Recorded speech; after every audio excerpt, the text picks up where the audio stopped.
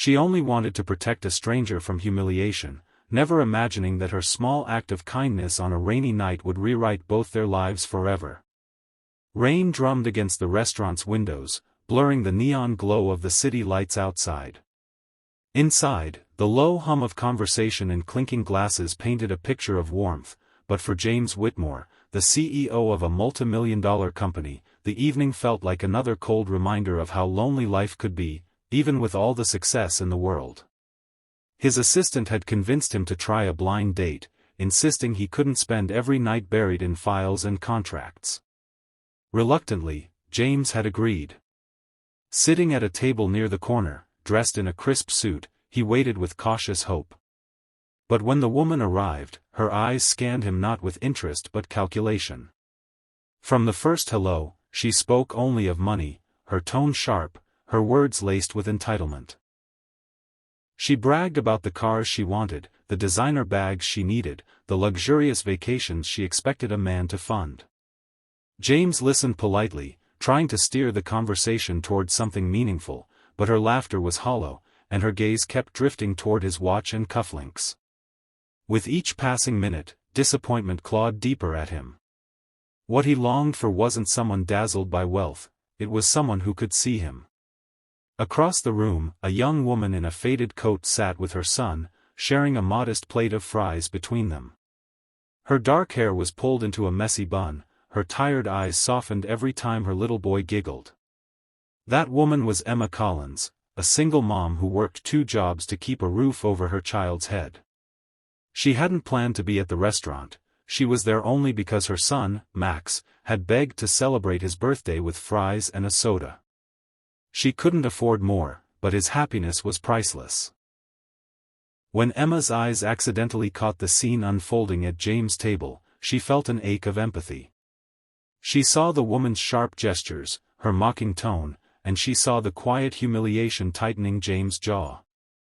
Emma knew what it was like to be spoken down to, dismissed, and overlooked. Her instincts told her she couldn't just watch. When the blind date ended with the woman storming off in annoyance, disappointed he hadn't offered her an expensive gift, James remained seated, staring at the rain outside, alone again. That was when Emma, nervous but compelled by something deeper, stood, took Max's hand, and walked toward him. "Excuse me," she said softly. "I know it's not my place, but no one deserves to be treated like that. If you want, my son and I can walk you out. Sometimes, it helps not to be alone." James blinked in surprise at the gentle voice.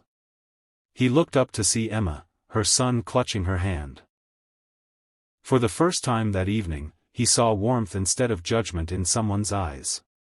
She wasn't dressed to impress, her coat was worn, her shoes a little scuffed, but there was a sincerity in her tone that disarmed him. "You don't have to," he began, but Max piped up, "Mom says no one should be left sad on their birthday." "Is it your birthday too, mister?" James couldn't help but smile, an actual smile that reached his eyes. "Not my birthday, but it feels like it could be a new start," he replied. Something in Emma's presence felt grounding. They walked together out into the rain, Emma holding her thin jacket over Max's head while James offered his umbrella. Their small talk was awkward at first, but as they strolled down the wet sidewalk, something shifted. Emma told him about Max's birthday fries, about how life was tough but love for her child made it worth every struggle. James listened intently, captivated by her honesty. He shared little about himself, careful not to reveal who he truly was. Tonight, he didn't want to be a CEO, he just wanted to be a man walking in the rain with someone who didn't expect anything from him. Emma noticed his silence but didn't press. Instead, she offered him something rarer than conversation, quiet companionship. They stopped at a bus stop, where Emma explained she had to catch the last bus home. James offered them a ride, but Emma politely declined, wary of strangers despite his kind demeanor. Instead, she thanked him for letting them walk with him. "Sometimes," she said, brushing damp hair from her face, "people just need someone to remind them they're not invisible." Those words pierced James' guarded heart. For years, he had felt like a ghost behind the armor of his title and wealth, wanted for what he had, not who he was. As the bus pulled up, Max waved at him with childlike cheer. Emma smiled shyly, then disappeared into the foggy night. James stood there, umbrella in hand, watching until they were gone, feeling a strange warmth bloom inside him, a warmth he hadn't felt in years. The next morning, James sat in his glass-walled office high above the city, but his thoughts weren't on the pile of contracts before him. They kept circling back to Emma and her boy. He realized he didn't even know her last name. Something about her had shaken him to his core. That evening, unable to resist, he returned to the small diner where they had met. To his relief, Emma was there again, waitressing between tables with practiced grace, her smile tired but genuine. Max sat in a corner booth with crayons and paper, waiting for his mom to finish her shift.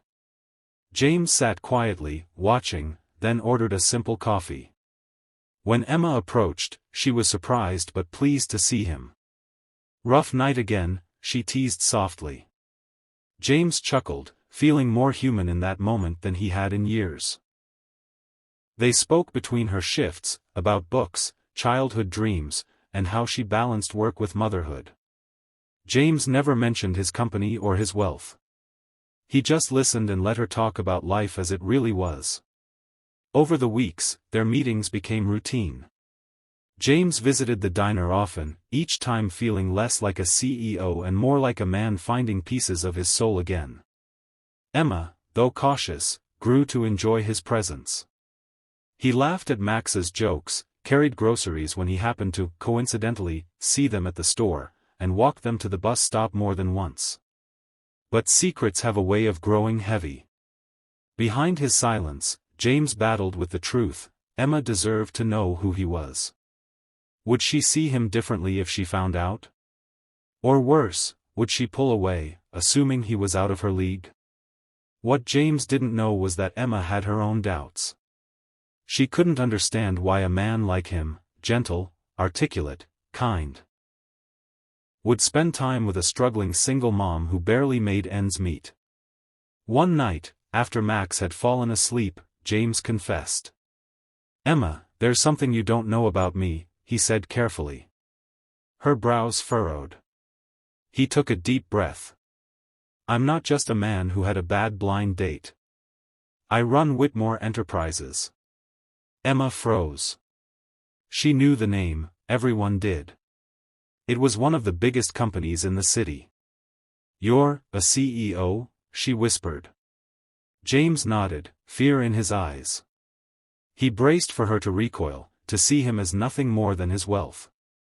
Instead, she said the words that stunned him, "That doesn't change who you were when you walked me out in the rain." From that night, something blossomed between them, not overnight, not in grand gestures, but in quiet moments of trust.